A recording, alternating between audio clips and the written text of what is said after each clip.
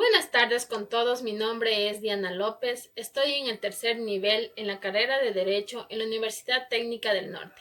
El día de hoy les hablaré acerca del derecho como superestructura en la sociedad según Marx. Antes que nada, me gustaría dar a conocer un pequeño resumen sobre la vida de Karl Marx. Karl Marx fue un filósofo, economista, sociólogo, periodista intelectual y militante comunista alemán de origen judío, que nació el 5 de mayo de 1819 y lamentablemente falleció a sus 64 años de edad el 14 de marzo de 1883 en Londres. En su vasta e influyente obra abarca diferentes campos del pensamiento en la filosofía, la historia, la ciencia política, la sociología y la economía, aunque no limitó su trabajo solamente a la investigación, pues además incursionó en la práctica del periodismo y la política, proponiendo siempre en su pensamiento una unión entre teoría y práctica.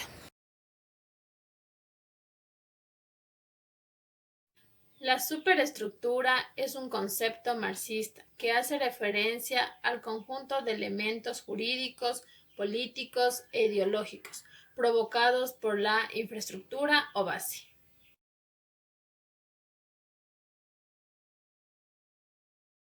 Según la teoría marxista, la base o infraestructura es la base material de la sociedad, que determina la estructura social, el desarrollo y el cambio social. Incluye las fuerzas productivas y las relaciones de producción. De ella depende la superestructura, es decir, el conjunto de elementos de la vida social dependientes de la base o infraestructura, como por ejemplo las formas jurídicas, políticas, artísticas, filosóficas y religiosas de un momento histórico concreto. La infraestructura condiciona lo que Marx llama superestructura compuesta por la estructura jurídica política y la estructura geopolítica o formas de conciencia social. La estructura jurídico-política se refiere a las leyes, las instituciones estatales. Pero, ¿en qué sentido se puede decir que está condicionada a la infraestructura o modo de producción? En el sentido de que las instituciones estatales o las leyes van a estar de alguna manera puestas al servicio de quien domina el modo de producción. Esto es servicio de la clase dominante. Así, por ejemplo, en la época feudal, las leyes y las instituciones estatales están hechas y organizadas de tal modo que benefician a la clase dominante, de señores en contra de los intereses de la clase dominada. Los siervos, lo mismo ocurre también con la burguesía y el proletariado.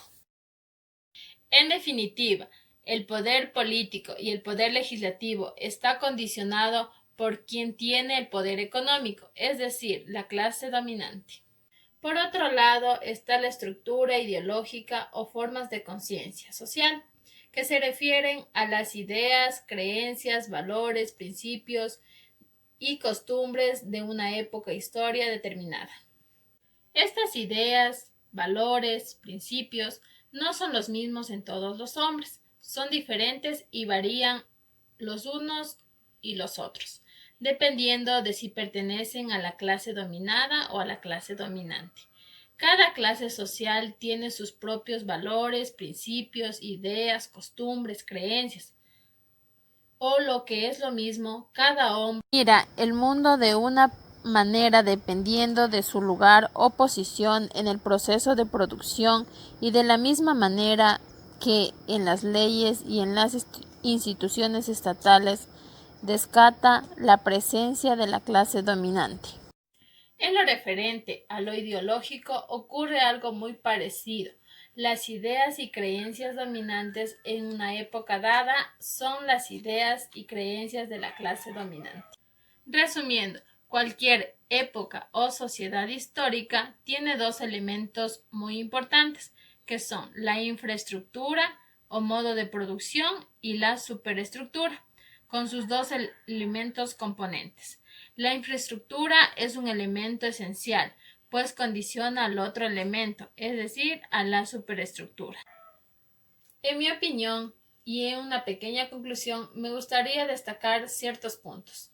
Yo creo y considero que, de acuerdo a la teoría de Marx, el derecho en la antigüedad se manifestaba de acuerdo al sistema económico que tenía cada persona. Es decir, mientras una persona tenía un nivel económico alto, podía ocupar cualquier cargo y sobre este recalcaba una autoridad. Mientras tanto, que las personas que tenían cierto nivel económico bajo estarían bajo el orden o el mandato de las personas que tienen una mejor estabilidad económica. Muchas gracias.